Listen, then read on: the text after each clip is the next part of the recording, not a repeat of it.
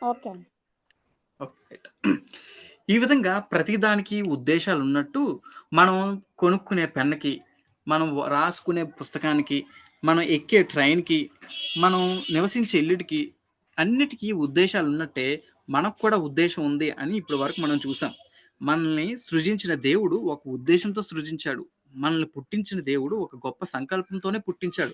So, ఆ యొక్క సంకల్పాన్ని మనం తెలుసుకోవడానికి ఇప్పుడు మనం ప్రయత్నం చేయడం కాదు గానీ, ఈ సమయంలో మనం ఏం చేస్తామనంటే, దేవుని యొక్క ఉద్దేశాన్ని ఒక చిన్న సంఘటన ద్వారా, ఆ యొక్క ఉద్దేశాలు మనం ఏ విధంగా ఎక్సర్సైజ్ చేయగలం, ఇంకా దేవుని యొక్క ఉద్దేశాన్ని నేను ఇంకా ఎక్కువగా ఎలా తెలుసుకోగలను, ఎట్లా దేవుడు నన్ను పెట్టిన ప్రాంతంలో ఏ విధంగా మహింకరంగా జీవించాలి అన్న విషయాల్ని మనం ఇప్పుడు తెలుసుకోవడానికి మనం ప్రయత్నం చేద్దాం. బైబిల్‌లో గాని మనం చూసుకున్నట్లయితే బైబిల్ చరిత్రలో చాలామంది వ్యక్తులు కనిపిస్తారు. కొంతమంది వ్యక్తుల్ని దేవుడు వారి పేర్లు రాయించాడు. వాళ్ళ పేర్లు రాయించి వారి యొక్క జీవిత గమనాల్ని మన ముందుకు పెట్టాడు. ఉదాహరణకి యోసేపుని తీసుకున్నట్లయితే, యోసేపు తనకి ఫారెన్ ల్యాండ్, అంటే తనకి ఒక రకమైన దూర ప్రదేశంలో ఫారెన్ ల్యాండ్‌లో తను ఒక ప్రధానమంత్రి అయినట్టుగా మనం చూస్తాం. అలాగా చరిత్రలో ఇంకొంచెం ముందుకెళ్ళినట్లయితే దానియేలుని కూడా మనం చూస్తాం. దానియేలు కూడా బబులోను ప్రాంతంలో తను ఒక ప్రైమ్ మినిస్టర్ కింద, వన్ ఆఫ్ ద మినిస్టర్స్ కింద మనం చూడడానికి మనకు కనిపిస్తది. అదే విధంగా 'షడ్రక్, మెషక్, అబేద్నెగోలో' కూడా వాళ్ళు బబులోను సామ్రాజ్యంలో కూడా ఆఫీసర్స్‌గా వాళ్ళు వర్క్ చేస్తూ ఉన్నట్టుగా మనకు కనిపిస్తది. సో, ఈ విధంగా వాళ్ళు ఫారెన్ ల్యాండ్స్‌లో ఒక రకమైన ఉద్దేశ్యంతో దేవుడు వారిని పెట్టాడు. ఆ ఉద్దేశాన్ని వారు నెరవేరుస్తూ వచ్చారు. ఇది వీళ్ళకి కొంతమంది పేర్లు మనకు రాయబడుతూ వచ్చాయి. అదే విధంగా కొంతమంది పేర్లు బైబిల్‌లో రాయబడకుండా ఉన్నాయి. కేవలం వారి యొక్క డిస్క్రిప్షన్ మాత్రమే ఉంది. ఉదాహరణకి ఇశ్రాయేలు చిన్నది. సిరియా దేశంలో ఎంత ఇంపాక్ట్, ప్రభావం తీసుకొచ్చిందో మనం చూడగలుగుతాం. కొత్త నిబంధనలో చూసుకున్నట్లయితే 5,000 మందికి సరిపడే, పురుషులకు సరిపడే ఆహారాన్ని పంచిపెట్టే విషయంలో ఒక ముఖ్య పాత్ర పోషించిన ఒక చిన్న పిల్లోడిని కూడా మనం చూస్తాం. సో, ఈ విధంగా పరిశుద్ధాత్మ దేవుడు కొంతమంది పేర్లు రాయించి, కొంతమంది పేర్లు రాయనివ్వకుండా వారి యొక్క క్యారెక్టరిస్టిక్స్ మాత్రమే పెట్టి, తద్వారా మనకేదో ఒక పాఠాన్ని నేర్పించాలని దేవుడు ఇష్టపడుతూ ఉన్నాడు. మనం కూడా డిఫరెంట్ ప్లేసెస్‌కి చెందిన వాళ్ళం. కానీ ఆయన యొక్క ఉద్దేశ్యం మాత్రం ప్రతి ఒక్కరి పట్ల ఉంది అనే విషయం మనం తెలుసుకోబోతున్నాం. సో, ఈరోజు మనం రెగ్యులర్‌గా కాకుండా ఈరోజు మనం ఒక చిన్న ప్యాసేజ్‌ని తీసుకొని, లేదంటే ఒక 3, 4 వచనాలను చూసుకొని, ఆ యొక్క 4 వచనాలు 3, 4 వచనాల్లో ఉన్న సత్యాన్ని గ్రహించడానికి మనం ప్రయత్నం చేద్దాం. ఈరోజు మనం చూడబోయే సందర్భం, మనం చూడబోయే పాత్ర ఎవరిది అనంటే, రెండో రాజుల గ్రంథం 5 అధ్యాయం మొదటి 3 వచనాల్ని మనం చూడడానికి ప్రయత్నం చేద్దాం. బహుశా నేను ఎవరి గురించి మాట్లాడబోతున్నానో మీకు ఈ పాటికే తెలిసిపోయి ఉంటది. ఆ యొక్క ఇశ్రాయేల్ చిన్నది అనే క్యారెక్టర్ కోసం, ఆ యొక్క చిన్న పాప కోసం మాట్లాడడానికి నేను మీ ముందు ఇష్టపడుతున్నాను. సో, ఈ యొక్క 3 వచనాలను ఒకసారి చదవడానికి మనం ప్రయత్నం చేద్దాం. మొదటి వచనం నేను చదువుతున్నాను. సిరియా రాజైన రెండో రాజులు 5 అధ్యాయం మొదటి వచనం నేను చదువుతున్నా. సిరియా రాజు సైన్యాధిపతి అయిన నయమాను అను ఒకడుండెను. అతని చేత యెహోవాయే సిరియా దేశమునకు జయం కలుగజేసి ఉండెను గనుక అతడు తన యజమానుని దృష్టికి గనుడై దయ పొందిన వాడాయెను. అతడు మహా పరాక్రమశాలి అయి ఉండెను గాని అతడు కుష్ఠరోగి. సిరియనుల గుంపులు గుంపులుగా బయలుదేరి ఇశ్రాయేలు దేశం మీదకి పోయి ఉండరి. వారచ్చట నుండి ఒక చిన్నదాన్ని చెరగొని తేగ అది నయమానుకు భార్యకు పరిచారం చేయుచుండెను. అది సోమ్రోనులోనున్న ప్రవక్త దగ్గర నా ఏలినవాడు ఉండవలనని నేనెంతగానో కోరుచున్నాను. అతడు నా ఏలినవానికి కలిగిన కుష్ఠరోగమును బాగు చేయనని తన యజమానురాలతో అనెను. ఇక్కడ గాని మనం చూసుకున్నట్లయితే, ఈ యొక్క 3 వచనాల్లో ఒక చిన్న పాప ఉంటది. ఆ చిన్న పాప వేరే దేశం నుంచి ఈ యొక్క సిరియా దేశంలోకి తీసుకురాబడతది. వచ్చినాక తనేం చేసింది అనే విషయం మనందరికీ తెలిసిందే.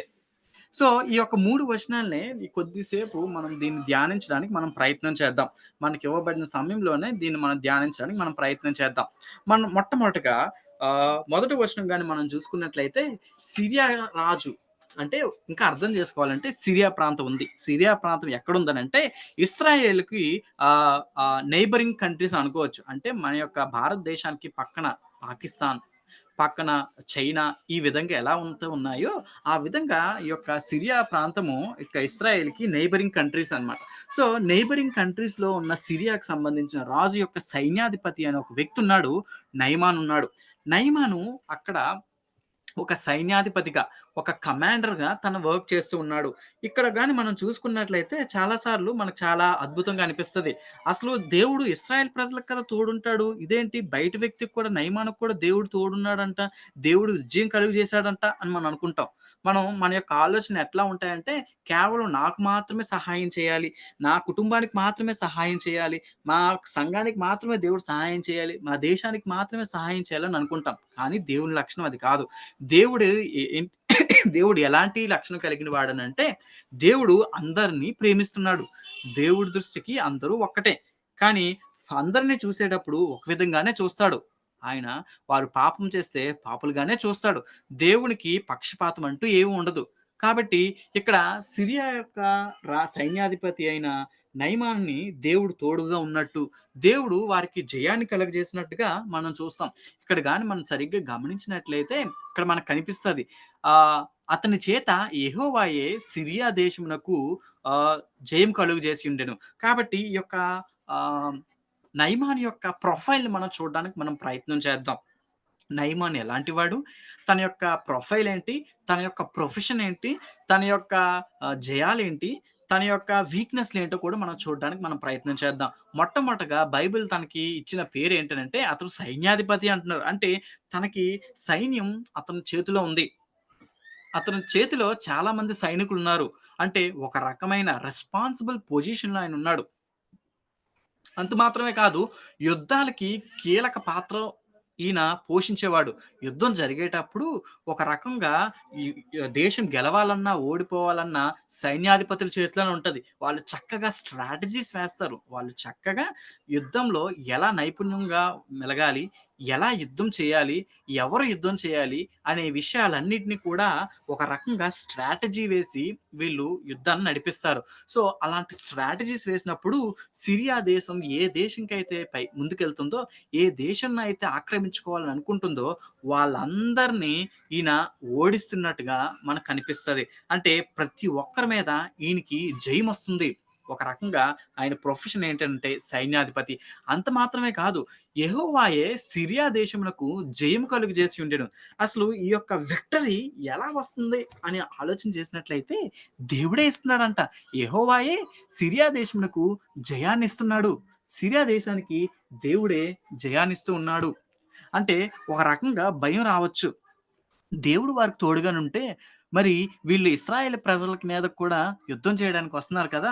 అంటే ఇశ్రాయేల్ ప్రజలు ఓడిపోతారా? అనే పరిస్థితులు మనం ఆలోచన చేసుకున్నట్లయితే, మనకి చెప్పబడుతున్న విషయాలేంటనంటే, అక్కడున్న కాంటెక్స్ట్‌ని గాని మనం సరిగ్గా అర్థం చేసుకుంటే, మనకు అర్థమవుతదనమాట. వాళ్ళు అక్కడున్న ఇశ్రాయేల్ ప్రజలు ఈ యొక్క రెండో రాజుల గ్రంథంలో గాని మనం చూసుకున్నట్లయితే, రెండో రాజుల గ్రంథం 2-13 అధ్యాయాలు ఎలీషా యొక్క మినిస్ట్రీ కనిపిస్తది. అంటే తన యొక్క ప్రవక్తగా ఉండే సమయంలో ఎలీషా ఉన్న ప్రాంతం మనకు కనిపిస్తది. సో, కొంతమంది దేవుణ్ణి నమ్ముతారు. కొంతమంది దేవుణ్ణి నమ్మరు. సో, అట్లాంటి వ్యక్తుల్లో కూడా నయమాన్‌ను దేవుడు ఏర్పాటు చేసుకొని, దేవునిపై తను ఏ విధమైన విశ్వాసాన్ని ఉంచాడో అని ఒక ఎగ్జాంపుల్ ఉంచడానికి నయమాన్‌ని మనకి ఉదాహరణగా చూపిస్తున్నాడు. అంటే ఇశ్రాయేలు యొక్క విశ్వాస జీవితం, ఈ యొక్క చుట్టుపక్కలున్న ఆరాము లేకపోతే సిరియా ప్రాంతంలో ఉన్న ప్రజల యొక్క విశ్వాస జీవితం దేవుడు ఏ విధంగా మార్చగలడు? దేవుడు వ్యక్తుల యొక్క హృదయాన్ని ఏ విధంగా మార్చగలడు అనే విషయం కూడా తెలియజేయడానికి కోసం పరిశుద్ధాత్ముడు ఈ యొక్క ఆహ్, విషయాన్ని రాస్తూ ఉంచాడనే విషయం మనం అర్థం చేసుకోగలం. కాబట్టి దేవుడే వారికి విజయం అనుగ్రహిస్తూ ఉన్నాడు. అంత మాత్రమే కాదు. ఆయన జయాలు, యుద్ధాలు గెలవడం మాత్రమే కాదు. ఇంకా రాజు దగ్గర అతను ఘనుడై అంటే one of the famous personality. అంత మాత్రమే కాదు. దయ పొందిన వాడు కూడా. అంటే ఆయన చూస్తే అబ్బా! చాలా మంచోడురా బాబు! చాలా చక్కగా యుద్ధాలు చేస్తున్నాడు. చాలా ఫేమస్ పర్సనాలిటీ. ఒక ఆహ్, మంచి పర్సనాలిటీ కలిగిన వ్యక్తి లెక్క మనకిక్కడ కనిపిస్తూ ఉన్నాడు. అంత మాత్రమే కాదు, తను ఇంకా డిస్క్రిప్షన్ ఇస్తే ఏమంటున్నారంటే, మహాపరాక్రమశాలి, మహాపరాక్రమశాలి అంటే ఎంత కాంప్లెక్స్ వార్స్ అయినా, ఎంత కాంప్లెక్స్ యుద్ధాలైనా గాని చక్కగా యుద్ధం చేయగలిగిన నైపుణ్యత కలిగిన వ్యక్తి. నైపుణ్యత కలిగిన వ్యక్తి. అంటే ఒక విధంగా మనం ఆలోచన చేసుకోవాలంటే, దేవుడే అతనికి యుద్ధాల మీద జయాలిస్తూ ఉన్నాడు. ఒక విధంగా మన భాషలో చెప్పాలంటే, దేవుడు ఆయన్ను ఆశీర్వదించాడు అనే విషయం మనం చెప్పొచ్చు. ఆయన చాలా పవర్‌ఫుల్ వ్యక్తి అని కూడా మనం చెప్పొచ్చు. కానీ అసలు సమస్య ఏంటనంటే, అతడు కుష్ఠరోగి. అతడు కుష్ఠరోగి.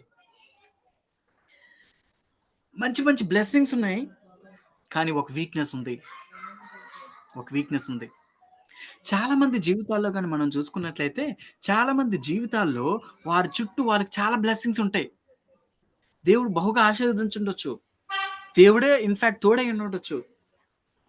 కానీ వారికంటూ కొన్ని ప్రాబ్లమ్స్‌తో బాధపడుతూ ఉంటారు. ఈయనకున్న ప్రాబ్లమ్ ఏంటో తెలుసా? కుష్టి వ్యాధి. కుష్టి వ్యాధి ఏం చేస్తదో తెలుసా? కుష్టి వ్యాధి ఆ యొక్క సమయాలకు ఆ రోజుల్లో అసలు కుష్టి వ్యాధికి ఆహ్, వాక్సిన్ గాని, మెడిసిన్ గాని లేదు. ఒకవేళ అదొస్తే ఖచ్చితంగా చనిపోవడమే. ఒకవేళ అది గాని వచ్చినట్లయితే అది సంఘ బహిష్కరణ లేకపోతే అతడు సమాజంలో ఉండడానికి వీలు లేదు. ఎందుకు అనంటే ఆ కుష్టి వ్యాధి ప్రాకుతది అని వారి యొక్క ఉద్దేశాల్లో, ఊహల్లో ఉండేది కాబట్టి కుష్టి వ్యాధి వచ్చిన వ్యక్తిని చంపడం గాని, కుష్టి వ్యాధి వచ్చిన వ్యక్తిని వారి ఊరు వెలుపలకు త్రోసేయడం గాని మనకు కనిపిస్తది. ఎందుకనంటే కుష్టి వ్యాధి వ్యాపిస్తది. అది స్ప్రెడ్ అవుతది. స్ప్రెడ్ అవ్వడం మాత్రమే కాదు, అది డిస్టెన్స్‌ని కూడా తీసుకొస్తది. ఎవరి దగ్గరున్నో తెలుసా? తోటి కుటుంబం మధ్యన కూడా డిస్టెన్స్‌ని తీసుకొస్తది. ఒక రకమైన ఎడబాటుని తీసుకొస్తది. సెపరేట్ చేస్తది. ఫ్రెండ్స్ అనుకున్నప్పటికి కూడా ఒకవేళ కుష్టి వ్యాధి ఆ రోజుల్లో వచ్చినట్లయితే ఫ్రెండ్సే మనల్ని ఆ యొక్క కుష్టి వ్యాధి వచ్చిన వ్యక్తిని ఊరు బయటికి లాక్కొనెళ్లి చంపేస్తారు. ఊరు బయటికెళ్ళి ఆయన్ని ఆహ్, గేట్ బయట పక్కన పడేస్తారు. చంపేయడం కూడా జరుగుతారు. ఫ్రెండ్స్ అనుకున్న వాళ్ళే, ఫ్యామిలీ అనుకున్న వాళ్ళే, రిలేటివ్స్ అనుకున్న వాళ్ళే కుష్టి వ్యాధి వస్తే ఆ విధంగా ట్రీట్ చేసే ఆహ్, పరిస్థితుంది. పరిస్థితుంది. బహుశా ఒకవేళ మన యొక్క జీవితంలో కూడా చాలా మంది వ్యక్తుల జీవితంలో మనం చూసుకున్నట్లయితే, చాలా మంది వ్యక్తుల జీవితాల్లో ఒక రకంగా ఎకనామికల్‌గా రిచ్ అయ్యుంటారు. ఇంటలెక్చువల్‌గా రిచ్ అయ్యుంటారు. వారు సోషల్ వెల్‌ఫేర్‌లో చూసుకున్నట్లయితే రిచ్ అయ్యుంటరు. కానీ వారికున్న ఒక ప్రాబ్లమ్ ఏంటో తెలుసా? వారి యొక్క లోన్‌లీనెస్, వారి యొక్క ఒంటరితనం, వారి యొక్క ఒక రకమైన సూసైడల్ టెండెన్సీస్, ఒక రకమైన అమ్మో! ఫెయిల్యూర్స్ ఈ విధంగా బాధపడుతూ ఉంటారు. ఒక్కసారి మన యొక్క జీవితాలు గాని మనం చూసుకున్నట్లయితే, మన జీవితం కూడా ఇలా ఉండదా? మంచి ఫ్యామిలీ ఉండొచ్చు, మంచి పేరెంట్స్ ఉండొచ్చు, మంచి చదువులుండొచ్చు. Yet we have few problems. మనకి కొన్ని ప్రాబ్లమ్స్ ఉంటాయి. కానీ బైబిల్ చెప్తున్న మెయిన్ ప్రాబ్లమ్ ఏంటో తెలుసా? ఈ వ్యక్తికి మేజర్‌గా ఉన్న ప్రాబ్లమ్ కుష్ఠరోగి అయితే, బైబిల్ చెప్తున్న మేజర్ ప్రాబ్లమ్ ఏంటనంటే దాన్ని పాపం అని అంటారు. పాపం అనంటే దేవునికి వ్యతిరేకంగా జీవించడం. దేవునికి వ్యతిరేకమైనవి చేయడం. దేవుని ఉద్దేశాల్ని కాకుండా మన యొక్క ఉద్దేశాలను నెరవేర్చుకోవడం పాపం అని అంటారు. పాపం అని అంటది. ఒకవేళ ఆ యొక్క నయమానుకున్న వీక్‌నెస్ నీకు ఉన్నట్లయితే, ఒకవేళ నీ వీక్‌నెస్ నీ యొక్క బాయ్ ఫ్రెండ్ అయ్యుండొచ్చు, గర్ల్ ఫ్రెండ్ అయ్యుండొచ్చు, లేకపోతే సోషల్ మీడియా అయ్యుండొచ్చు, లేకపోతే ఇతరితరవి ఏవైనా అయ్యుండొచ్చు. ఆ వీక్‌నెస్ నీకు తెలుసు. నువ్వు మంచోడివని, సమాజం ముందు గొప్పవాడివని, ఘనుడివని, ఫేమస్ అని, మంచోడివని అనిపించుకోవచ్చు. కానీ నీకు తెలుసు ఎలా ఉంటున్నావో, ఎలా బతుకుతున్నావో విషయం నీకు బాగా తెలుసు. చాలా సార్లు మనం ఏమనుకుంటామంటే, నాకి నా యొక్క సిట్యుయేషన్, నా యొక్క వీక్‌నెస్ పక్కోళ్ళకి తెలీదేమో. కుష్టి వ్యాధి నేను ఏదో బట్టలేసుకుంటే అది కవర్ చేయొచ్చేమో అనుకోవచ్చు. బట్టలేసుకున్నా అది ఫిజికల్‌గా కొన్ని రోజుల తర్వాత బయట కనిపిస్తది. కొన్ని రోజుల తర్వాత నీకు కుష్టి వ్యాధి ఉందని సమాజం మొత్తం తెలిసిపోతది. నువ్వు దాచుకున్న పాపం ఇదేం కాదులే చిన్న పాపమే కదా అని దాచుకుంటే ఒకానొక రోజు అది పెద్ద పాపమే అందరికీ కనిపిస్తది. నేనేం చేయలేదు అని చెప్పుకున్నా గానీ నీ యొక్క ఫిజికల్ అపియరెన్సెస్ నీ యొక్క బాడీ ఏ విధంగా అయితే ఏదైనా రోగం వస్తే బాడీలో చేంజెస్ ఎలా అయితే వస్తాయో, నువ్వు దాచుకున్న పాపం ఒకరోజు బయటపడక మానదు. బయటపడక మానదు. ఆ పాపమేంటో నువ్వు గ్రహించి దాన్ని తీసుకోగలిగితే మనం స్వస్థత పొందగలం. లేకపోతే ఆ కుష్టు వ్యాధి, పాపం అనే కుష్టు వ్యాధితో ఒకవేళ సీక్రెట్ సిన్స్ ఇంకా నీలో ఉన్నట్లయితే, రహస్య పాపాలు ఇంకా నీలో ఉన్నట్లయితే వాటిని తీసుకోవాల్సిందిగా మనవి చేస్తూ ఉన్నాను. అంత మాత్రమే కాదు, దాన్ని పాపం అని అంటుంది. ఒకసారి ఇట్లా రివర్స్ ఆలోచన చేద్దాం. రివర్స్ ఆలోచన చేసి ఏం ఆలోచన చేద్దామంటే, అటువంటి సీక్రెట్ సిన్స్, అటువంటి కుష్టు వ్యాధి కలిగిన వ్యక్తులు మన సమాజంలో చాలా మందున్నారు. బహుశా వాళ్ళు మనకి చాలా మంచి వాళ్ళుగా కనిపించొచ్చు. కానీ వారి పాపం అనే వ్యాధితో వాళ్ళు బాధపడుతున్నారు. దేవుడు లేక వాళ్ళు బాధపడుతూ ఉన్నారు. దేవుడు లేక ఇబ్బంది పడుతూ ఉన్నారు. మాకు అంతా ఉందిలే, ఫినాన్షియల్‌గా చాలా మంచిగా ఉన్నాము. ఎకనామికల్‌గా చాలా మంచిగా ఉన్నాము. మేము సోషల్ సొసైటీలో చూస్తే చాలా మంచిగా ఉన్నాము. కానీ వారి యొక్క హృదయ అంతరంగంలో గాని చూసుకున్నట్లయితే వారిలో చాలా గాయాలున్నాయి. చాలా కట్టబడిన గాయాలున్నాయి. చాలా రకమైన ఇబ్బందులున్నాయి. శాంతి లేమి, ప్రేమ లేకపోవడం, ఒంటరిగా జీవించడం, ఎందుకులే బతుకు అని నిరుత్సాహంలో బతుకుతున్న వాళ్ళున్నారు. వాళ్ళు మనకు కనిపిస్తున్నారా? వాళ్ళు మనకు కనిపిస్తున్నారా? ఈ నయమానికి ఆ ఒక్క చిన్న పిల్ల అవసరం వచ్చింది. Small girl at a more impact. చిన్నదే కానీ ఒక గొప్ప ప్రభావాన్ని తీసుకొచ్చింది.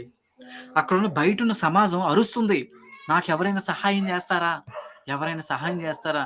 నాకు సహాయం అవసరం. నాకు సహాయం అవసరం. నేను దాచుకోవాలనుకుంటున్నాను.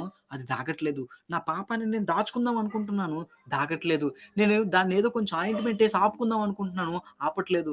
నాకున్న అశాంతిని తీసివేయడం కోసం సినిమాలు చూడడానికి ప్రయత్నం జేస్తున్నాను. కానీ నాలో అశాంతి పోవట్లేదు. నాలో అశాంతిని తీసివేయడం కోసం రోజుకి 3, 4 సినిమాలు చూడడానికి ప్రయత్నం జేస్తున్నాను. కానీ నా హృదయంలో అశాంతి ఉంటూనే ఉంది. గలిబిలి ఉంటూనే ఉంది. నా చుట్టూ ఎంతమంది ఉన్నా గాని నాకు ఇంకా చనిపోవాలని కోరిక ఉంటూనే ఉంది. ఎవరు నన్ను విడిపిస్తారు? ఎవరు నన్ను విడిపిస్తారు? Society is looking unto us. సమాజం క్రైస్తవుల వైపు చూస్తుంది. ఎందుకనంటే క్రైస్తవుల దగ్గర మాత్రమే సమాధానం ఉంది. క్రైస్తవుల దగ్గర మాత్రమే సమాధానం ఉంది. ఏంటా సమాధానం అనంటే సువార్త. క్రీస్తు. క్రీస్తే సమాధానం. సువార్తే సమాధానం. మన యొక్క జీవితాలకు సమాధానం క్రీస్తు సువార్త. మన యొక్క చుట్టుపక్కల ఉన్న ప్రజల యొక్క సమస్యలకి సమాధానం క్రీస్తు యొక్క సువార్త. సువార్త కోసం ఎంతోమంది ఎదురు చూస్తున్నారు. వాళ్ళకి అర్థం కాక వాళ్ళు అపార్థం చేసుకొని క్రైస్తవులు ద్వేషిస్తున్నారే తప్ప సువార్త యొక్క ఇంపార్టెన్స్, సువార్త ఏం చేయగలగదో వాళ్ళు తెలిస్తే వాళ్ళు సువార్త మాకు కావాలని అంటారు. ఎందుకనంటే అది వారికి అత్యవసరం. అత్యవసరం. వారి హృదయంలో బాధను తీసివేయగలిగేది సువార్త మాత్రమే. నరకం నుంచి తప్పించగలిగేది సువార్త మాత్రమే.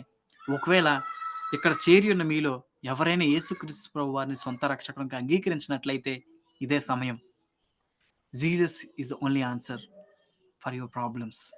మీ యొక్క సమస్యలకి, మీ యొక్క హృదయ అంతరంగ సమస్యలకి యేసుక్రీస్తు ప్రభువారి సువార్తే మార్గదర్శి. అదే మిమ్మల్ని నడిపించగలదు. యేసుక్రీస్తు ప్రభువారు మార్గం, సత్యం, జీవం. ఆయన నీకు మార్గం చూపించగలడు, జీవాన్ని ఇవ్వగలగడు. ఎందుకంటే ఆయన సత్యమైన దేవుడు కాబట్టి. సమాజం మన వైపు ఎదురు చూస్తుంది సువార్తను అందించడానికి. అటువంటి సువార్తను మనం అందిద్దామా? అందించడానికి మనం ప్రయత్నం చేద్దాం.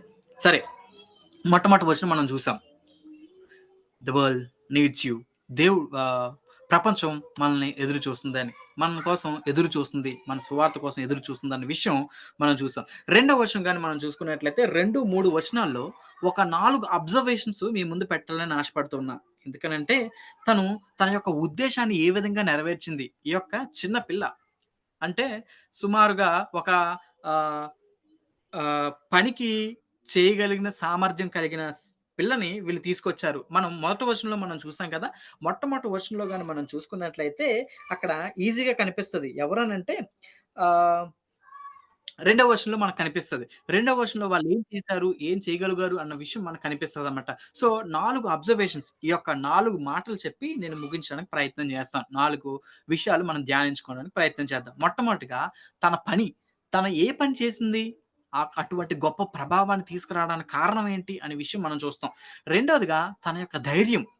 అసలు ఒక ఇంట్లో పనిచేసే పని మనిషి సైన్యాధిపతిని ఏ విధంగా ఇన్‌ఫ్లూయెన్స్ చేసింది? ఇన్‌ఫ్లూయెన్స్ చేయడానికి తన దగ్గరున్న ధైర్యం ఏంటి అని చూడడానికి ప్రయత్నం చేద్దాం.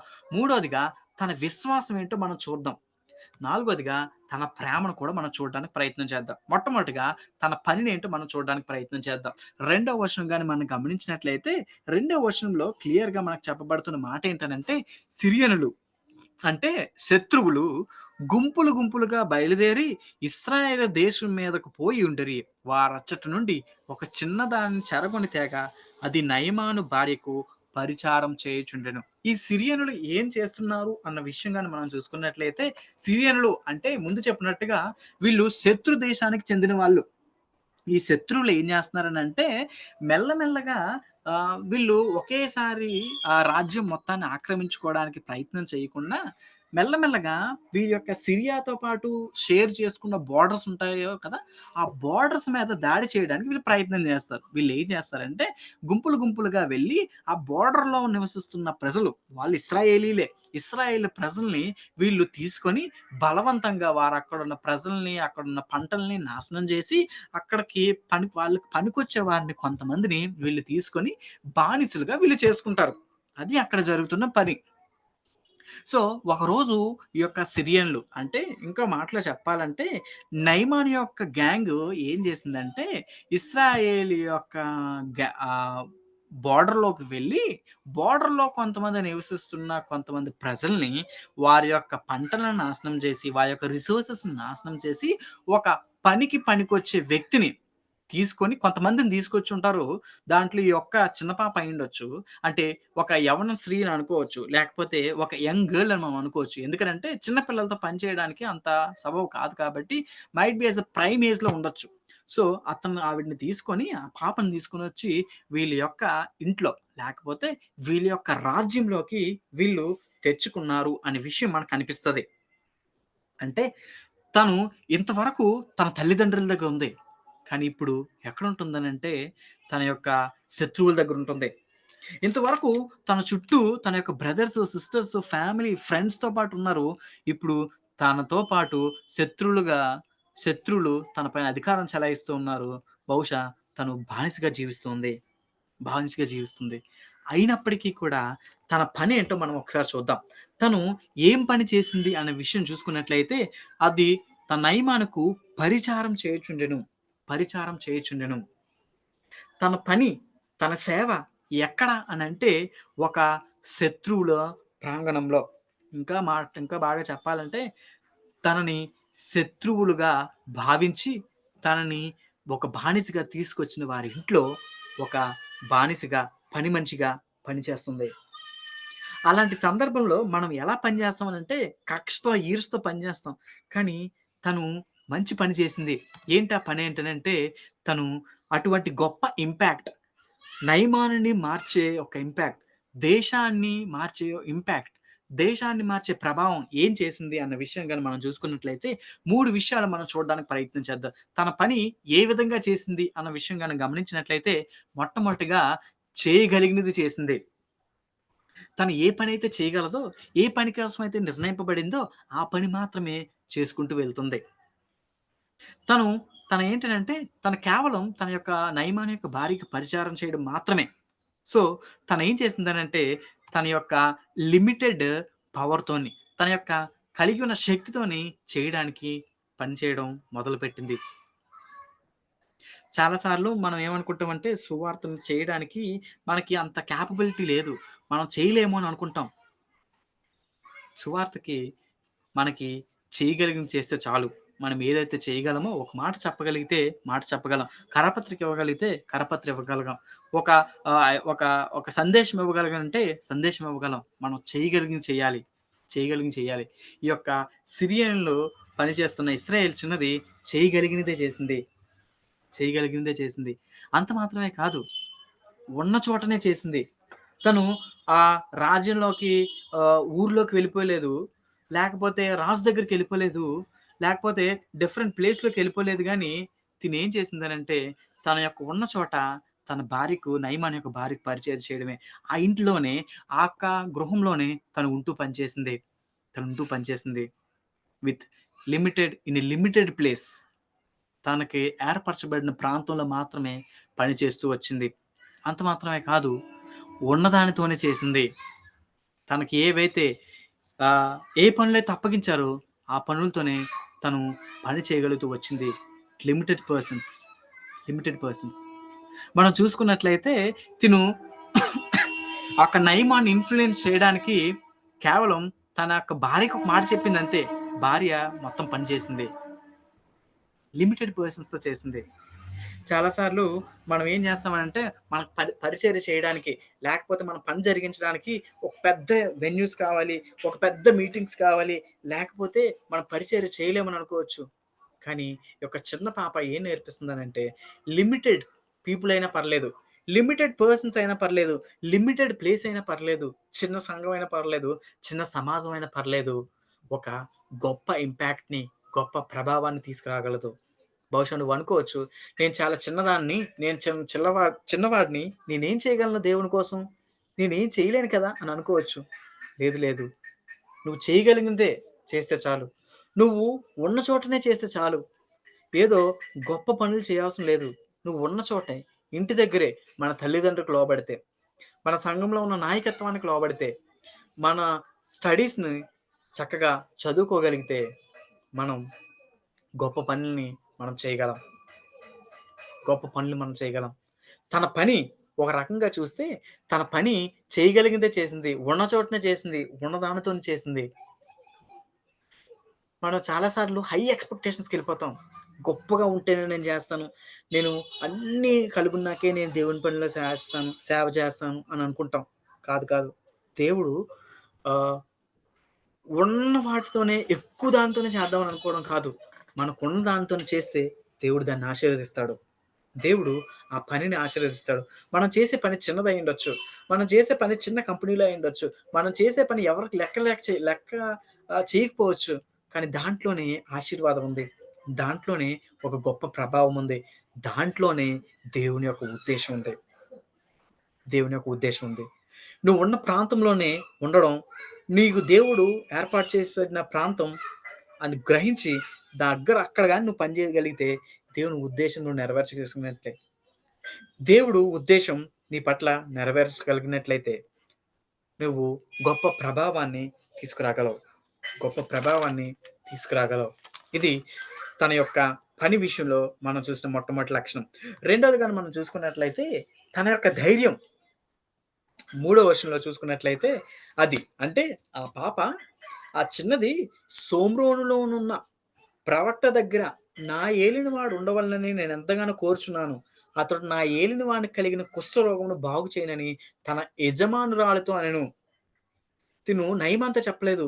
యజమానురాలితో. అంటే ఎవరి దగ్గరైతే సేవ చేస్తుందో, ఎవరికైతే సేవ చేస్తుందో, ఎవరికైతే రాత్రింబగళ్ళు సేవ చేస్తుందో ఆమెతో చెప్పింది. అమ్మా, మన యజమానుడికి ఈ ఒక వ్యాధుంది. బహుశా తిను అబ్జర్వ్ చేసుండొచ్చు. బహుశా యజమానుడు చాలా తొందరగా వచ్చి, తొందరగా బట్టలు మార్చుకోవడం, తన యొక్క కుష్టి ఎవరికీ కనబడకూడదు అని తొందరగా చేస్తున్న పనులు బట్టి తిను గ్రహించి ఆహ్, వాళ్ళ భార్యకి సలహా ఇస్తుంది. మనం ఒకసారి ఆలోచించేద్దాం.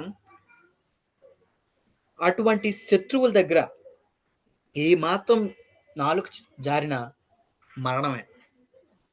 అటువంటి మరణంలో కూడా ప్రాణం కోల్పోతాదు ప్రాణం కోల్పోతాము అన్న విషయంలో కూడా తిను ధైర్యంగా ప్రవర్తించడానికి కారణం ఏంటనంటే, ఆవిడ నమ్మకంగా పనిచేసింది. నమ్మకంగా పనిచేసింది. ఒకవేళ ఆవిడ సరిగ్గా పని చేయలేదంటే, అసలు ప్రాణాలతో ఉంచరు. ఇంకా చెప్పాలంటే ఆ యొక్క యజమానురాలు దగ్గర ఉంచరు. అంటే నయమాన్ యొక్క భార్య దగ్గర ఉంచరు. సరిగ్గా పని చేయట్లేదు కాబట్టి. బహుశా కొన్ని రోజులను బట్టి ఈవిడ చేస్తున్న పనులు, ఈ చిన్నది చేస్తున్న పనులు బట్టి అబ్బా! ఈవిడ చాలా చక్కగా చేస్తుంది. మా మీద ఎటువంటి గ్రడ్జ్ లేకుండా చేస్తుంది. మా మీద చాలా ప్రేమతో చేస్తుంది. నమ్మకంగా పనిచేస్తుంది. అంటే ఇంకా ఒక విషయం చెప్పాలంటే ఈవిడ చెప్పిన మాటకి తిరిగి ఎవరు చెప్పలేదు. బహుశా ఎన్ని రోజులు కష్టపడిందో, ఎన్ని రోజులు పనిచేసిందో మనకు తెలీదు గానీ, ఈ యొక్క క్యారెక్టర్ గాని, ఈ యొక్క చిన్న పాప చేసిన ధైర్యాన్ని గాని మనం చూసినట్లయితే, ఎవ్వరు కూడా ఈవిడకి ఎదురు చెప్పలేదు. నయమాను వైఫ్ ఎదురు చెప్పలేదు. నయమాను ఎదురు చెప్పలేదు. ఆఖరికి పర్మిషన్ కోసం కింగ్ దగ్గరికి వెళ్ళిన రాజు దగ్గరికి వెళ్ళినా గాని, రాజు కూడా ఏ మాత్రం కూడా ఎదురు చెప్పలేదు. ఎందుకనంటే నమ్మకంగా పనిచేసింది. నమ్మకంగా పనిచేసింది. నమ్మకంగా పనిచేసి నమ్మిందంతే బాగు చేయగలరని. చాలా సార్లు మనం సువార్త చెప్పలేకపోవడానికి కారణం ఏంటంటే మనం నమ్మం. ఏమవుతదిలే, వాళ్ళేం మారతారులే, వాళ్ళేం మారరులే అని అనుకుంటాం. కానీ దేవుడు మాటలు ప్రభావమైనవి. ఆయన సువార్త ప్రభావం గలది. ప్రభావం కలది.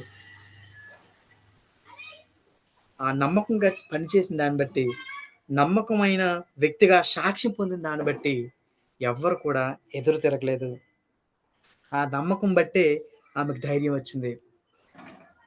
మనం చేసే పనిని బట్టే మనకు ధైర్యంగా వస్తది. మనం నమ్మకంగా చదువుకుంటేనే మనం ధైర్యంగా ఎగ్జామ్స్ రాయగలం. మనం నమ్మకంగా దేవునికి ఉంటేనే దేవుని యొక్క రెండవ రాకడలో లేకపోతే ఆయనొచ్చేటప్పుడు ధైర్యంగా మనం ఎదుర్కోగలం. మనం నమ్మకంగా పని చేస్తేనే మనకి మంచి పేరు, ధైర్యం రాగలదు. మనకున్న మనకు అప్పగించిన పనుల్లో మనం నమ్మకంగా ఉన్నామా? మన చదువులో నమ్మకంగా ఉన్నామా? మనకిచ్చిన హోమ్ వర్క్స్‌లో నమ్మకంగా చేయగలుగుతున్నామా? మనకిచ్చిన అసైన్‌మెంట్స్ నమ్మకంగా చేయగలుగుతున్నామా? మనకిచ్చిన ఏ పనైనా గాని చర్చ్‌లో అయితేనేమి, ఇంట్లో అయితేనేమి నమ్మకంగా చేయగలుగుతున్నామా? ఇంట్లో తల్లిదండ్రులు చెప్పే పనులైతే, చర్చ్‌లో ఎల్డర్స్ చెప్పే పనులైతే, చర్చ్‌లో సేవకులు చెప్పే పనులైతే నమ్మకమైన వ్యక్తి అని సాక్ష్యం ఇవ్వగలరా? మన జీవితాన్ని బట్టి? బైబిల్‌లో చూసుకున్నట్లయితే జోసెఫ్ నమ్మకం పోతిఫర్ సాక్ష్యం ఇచ్చాడు. డానియేల్ తన యొక్క నమ్మకత్వాన్ని బట్టి రాజు సాక్ష్యం ఇచ్చాడు. మోషే నమ్మకమైన పనివాడని దేవుడు సాక్ష్యం ఇచ్చాడు. నమ్మకం ధైర్యాన్నిస్తది. బల నమ్మకమైన మంచి దాసుడా అని దేవుడు మనకు సాక్ష్యం ఇవ్వాలి. మనం దానికోసం ఎదురు చూస్తున్నామా? ఒకరోజు మనం చేసే పనిని బట్టి ఏ పనైనా అది మనం చదివే చదువైనా, మనం చేసే ఉద్యోగమైనా, మన ఇంట్లో ఉండే పనైనా, ఇంట్లో చేసే పనైనా అన్నిటి విషయంలో దేవుడు లెక్కడుగుతాడు. నమ్మకంగా ఉన్నామని ఆ నమ్మకం మనకు ధైర్యాన్నిస్తుందా? లేకపోతే మనం ధైర్యం కాదు వెనక్కెళ్ళిపోతాము అనే యొక్క భయాన్నిస్తుందా? మంచి పని చేసావు. వెల్ డన్ అని చెప్తారా? లేకపోతే ఏం చేయలేదు అని మన యొక్క నిస్సహాయ స్థితిలో ఉండిపోతామా? దేవుడు మనకి మంచి పని చేయడానికి, నమ్మకంగా ఉండడానికి, నమ్మకమైన మంచి దాసుని అనిపించుకోవడానికి మనం ధైర్యం కలిగి ఉండడానికి మనం ప్రయత్నం చేద్దాం. ఈ ధైర్యం నమ్మకంగా పని చేసిన దాన్ని బట్టి వస్తదన్న విషయం మనకు తెలియజేస్తుంది. అంత మాత్రమే కాదు. ఇప్పటి వరకు మనం ఆవిడ పని ఏంటో మనం చూసాం. రెండోది ఆవిడ ధైర్యం ఏంటో మనం చూసాము. మూడోదిగా ఆవిడ యొక్క విశ్వాసం ఏంటో మనం చూడడానికి మరి ప్రయత్నం చేద్దాం. ఈ పాప ఏమని అంటుందనంటే, మా ఊర్లో షోమ్రోన్ అనే ఊర్లో ఒక ప్రవక్త ఉన్నాడు. ఆ ప్రవక్త దగ్గరికెళ్తే బాగైపోద్దమ్మా. అయ్యగారికి ఏ రోగమైతే ఉందో ఆ రోగం బాగైపోయిద్ది అని ధైర్యంగా చెప్పగలిగిందనంటే ఆవిడకి విశ్వాసం ఉంది. విశ్వాసం ఉంది. ఇంకో విషయం చెప్పనా? ఆవిడకి ఈ విశ్వాసం రావడానికి కారణం దేవుడు తనలో పెట్టిన ధైర్యం. అంటే దేవుడు తన యొక్క జీవితంలో పెట్టిన యొక్క ధైర్యాన్ని బట్టి ఈ విశ్వాసం వచ్చింది. తన యొక్క విశ్వాసానికి రీజనే లేదు. ఇంకో మాటలో చెప్పాలంటే ప్రవక్త కుష్టు వ్యాధుల్ని బాగు చేసినట్టుగా మనకెక్కడ కనిపీదు. ఇంకా మనం చెప్పాలనంటే లూకా సువార్త 4వ అధ్యాయం 27వ వచనంలో ఇలా ఉంటది. మరియు ప్రవక్త అయిన ఎలీషా కాలమందు ఇశ్రాయేలులో అనేక కుష్ఠరోగులుండెనను. సిరియా దేశస్థుడైన నయమాను తప్ప మరి ఎవడునూ శుద్ధి నొందలేదని నేను మీతో నిశ్చయముగా చెప్పుచున్నాను. అంటే అర్థం ఏంటో తెలుసా? చాలా మంది కుష్టు వ్యాధులున్నారు. ఎవ్వరు బాగుపడలేదు. కేవలం ఈ ఒక్క వ్యక్తి బాగుపడ్డాడు అనంటే, మనం దీని యొక్క ముందు పరిస్థితి గాని ఆలోచన చేసుకున్నట్లయితే, అసలు కుష్టు వ్యాధికి స్వస్థపరిచినట్టుగా చరిత్రలో లేదు. కానీ ఈ చిన్న పాప నమ్మింది. విశ్వాసం ఉంచింది. ఖచ్చితంగా నా దేవుడు ఎలాంటి వాడనంటే, ఈ యొక్క వ్యాధిని స్వస్థపరచగల దేవుడు. స్వస్థపరచగల దేవుడు. దేవుని పట్ల తన యొక్క దృఢమైన నమ్మకం విశ్వాసాన్ని పెంపొందిస్తూ వచ్చింది. దేవుని గురించి, దేవుని యొక్క ప్రవక్త గురించి అంటే ప్రవక్త దేవునికి, దేవుని యొక్క ప్రజలకి మీడియేటర్‌గా వర్క్ చేస్తాడు కాబట్టి, దేవుని యొక్క లక్షణాలు బహుశా ప్రవక్త వాళ్ళకి చెప్పుండొచ్చు. లేదా తన యొక్క తల్లిదండ్రులు చెప్పుండొచ్చు. లేకపోతే తను నేర్చుకొనుండొచ్చు. దేవుడు ఇలాంటి వాడు. దేవుడు తన యొక్క ప్రవక్తల ద్వారా పనిచేస్తాడన్న విషయం తను తెలుసుకున్నప్పుడు, దేవుని మీద నమ్మకంతోని ప్రవక్త దగ్గరికి వెళ్ళమని, బాగు చేయగలనన్న నమ్మకం, ఆ విశ్వాసం తనకుంది. ఆ విశ్వాసం తనకుండడం మాత్రమే కాక, ఆ విశ్వాసం ఏం చేసిందనంటే, ఆ విశ్వాసాన్ని పాస్ ఆన్ చేస్తూ వచ్చింది. ఆ విశ్వాసం, ఆ చిన్న పాపలో ఉన్న విశ్వాసం ఏం చేసిందనంటే, ఆ చిన్న పాపకు పరిమితం కాకుండా, ఆ చిన్న పాప తన యొక్క యజమానురాలికి పాస్ చేస్తూ వచ్చింది. ఆవిడ నమ్మితేనే గదా! తన యొక్క భర్తతో షేర్ చేసుకోగలదు. ఆ విశ్వాసం చిన్న పాప యొక్క చిన్నది ఆ విశ్వాసం కలిగి ఉండడం మాత్రమే కాకుండా, ఆ విశ్వాసం తన యొక్క పై అధికారికి అంటే తన యొక్క మాస్టర్‌కి, తన యొక్క బాస్‌కి, తన యొక్క అమ్మగారికి పాస్ చేస్తూ వచ్చింది. మన యొక్క విశ్వాసాన్ని బట్టి ఎవరైనా ఎంకరేజ్ అవుతున్నారా? మన యొక్క విశ్వాసాన్ని బట్టి ఎవరైనా అబ్బా! దేవుని మీద విశ్వాసం కలిగి ఉండాలి అని ఒక దృక్పథంలోకి రాగలుగుతున్నారా? ఎలా ఉంది మన విశ్వాసం? ఎలా ఉంది మన విశ్వాసం? నాలుగోదిగా, ఆఖరిదిగా అంత మాత్రమే కాదు. విశ్వాసంలో మనం ఆలోచన చేసుకున్నట్లయితే, తనకి ఒక రకమైన ఒప్పుదల ఉంది. ఏంటనంటే, దేవుడు మాత్రమే బాగు చేయగలడని. దేవుడు మాత్రమే బాగు చేయగలడని. God is only the ultimate source. దేవుడు మాత్రమే మనల్ని బాగు చేయగలిగిన దేవుడు. దేవుడు మాత్రమే మన యొక్క పరిస్థితుల్ని మార్చగలిగిన దేవుడు. ఆ విశ్వాసం కలిగి ఉండాలని ఈ పాప మనతో మాట్లాడుతుంది. ఆఖరిదిగా ఆవిడకున్న ప్రేమ లేకపోతే జాలి ఏంటి గాని మనం చూసుకున్నట్లయితే, ఆమెను చూసి ఏమంటున్నాడనంటే, మూడో వచనం చదువుదాం. అది సోమ్రోనున్న ప్రవక్త దగ్గర నా ఏలినవాడు ఉండవలె నేనెంతో కోరుచున్నాను. అతడు నా ఏలిన వానికి కలిగిన కుష్ఠరోగమును బాగు చేయును. ఏమంటుందనంటే, తన భర్తతో, తన భార్యతో ఏమంటుందనంటే, నయమాను ఎళ్ళిపోనమ్మా, ఎళ్ళిపోతే బాగు చేస్తాడమ్మా. ఎందుకనంటే, తను ఒక రకంగా చెప్పాలంటే, ఒక రకమైన ద్వేషం కలిగుండాలి. ఎందుకనంటే, తల్లిదండ్రుల నుంచి దూరం చేశారు. నా ఫ్రెండ్స్ నుంచి దూరం చేశారు.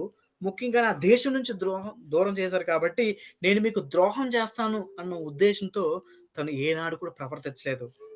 ఇన్‌ఫాక్ట్ ప్రేమగా ప్రవర్తిస్తుంది. ప్రేమ కలిగి ఉంటుంది.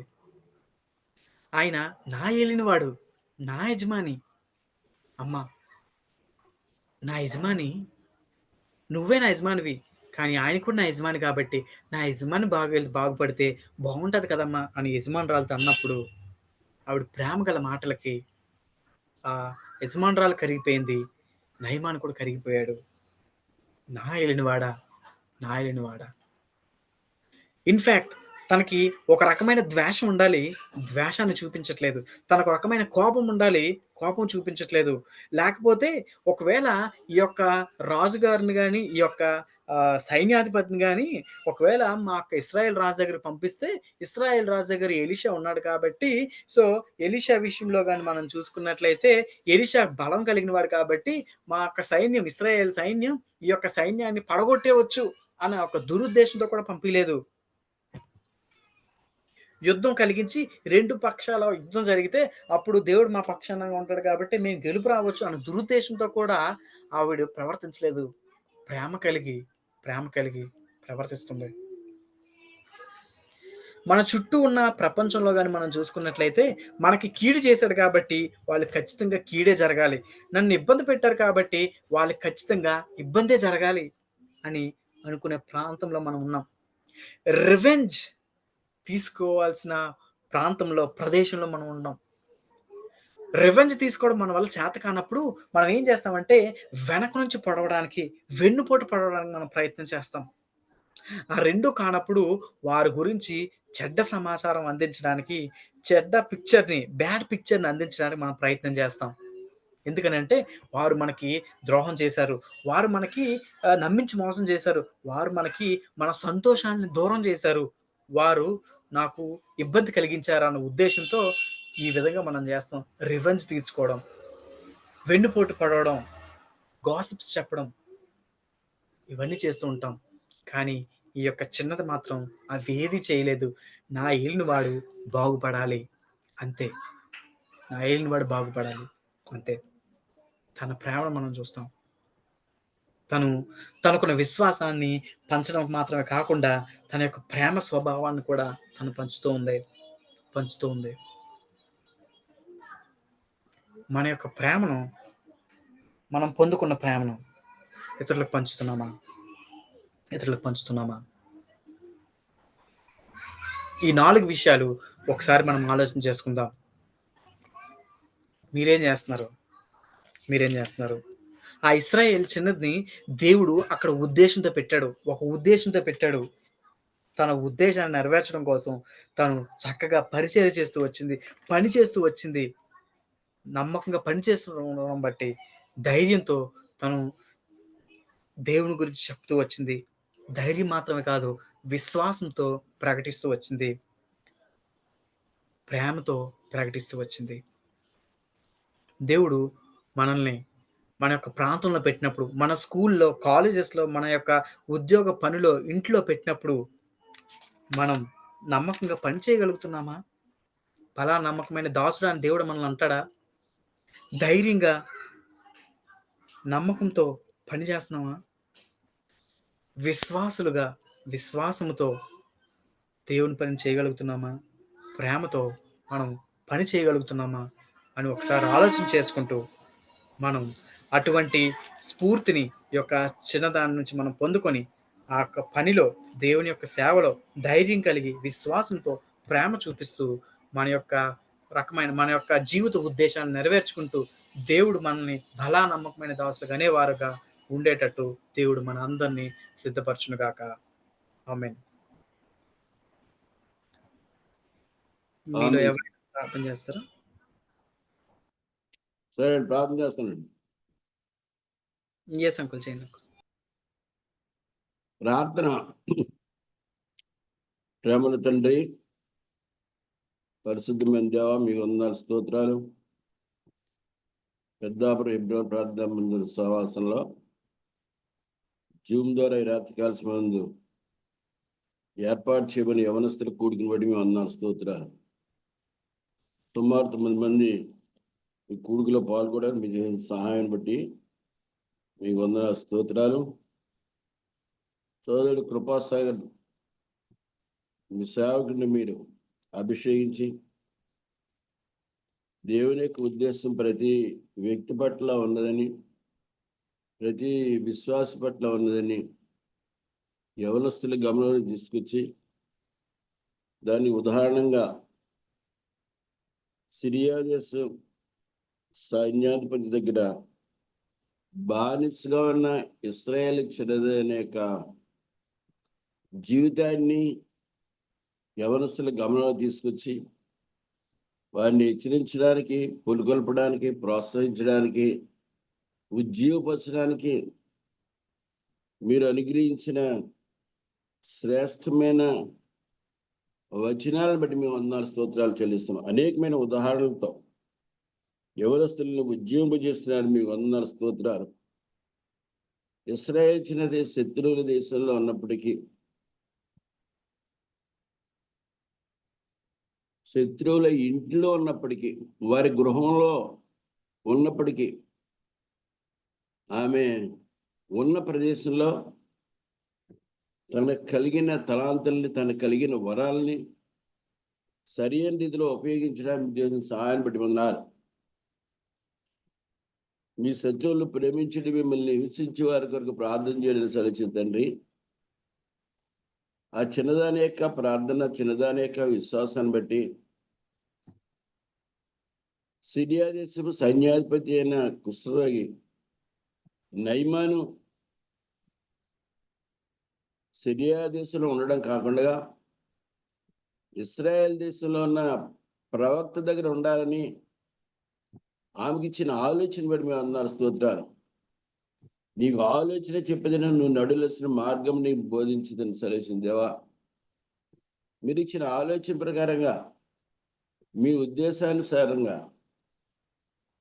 ఇశ్రాయేల్ చిన్నది, ఆ నయమాను భార్యకి పరిచయం చేసిందన్న సంగతి తెలియజేస్తున్నారు. ప్రేమ తండ్రి, మీరు భూలోకంలో ఉన్నప్పుడు శరీరధారి అన్న దినాల్లో నేను పరిచారం చేయడానికే వచ్చినా కానీ పరిచారం చేయించుకోవడానికి రాలేదని సెలవు దేవా.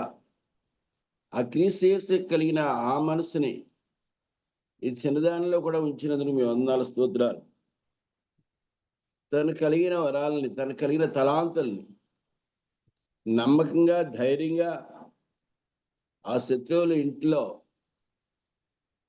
ఇశ్రాయేల్కి శత్రువులుగా ఉన్న సిరియా దేశపు ఇంట్లో ఉండి నమ్మకస్తురాలుగా జీవించడానికి మీరు చూపించిన కృపను బట్టి మీకు వందనాలు స్తోత్రాలు. ఆమెకి ఇచ్చిన ధైర్యాన్ని బట్టి మీకు వందనాలు.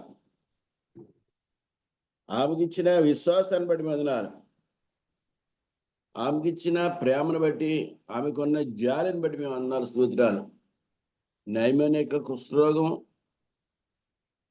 ఆయన్ని పాడు చేస్తుందని, ఆయన జీవితాన్ని పాడు చేస్తుందని, ఆయన వ్యక్తిత్వాన్ని పాడు చేస్తుందని, ఆయన యొక్క శరీరాన్ని పాడు చేస్తుందని ఆమె ప్రేమ కలిగి, తండ్రి జాలి కలిగిన మనసుతోటి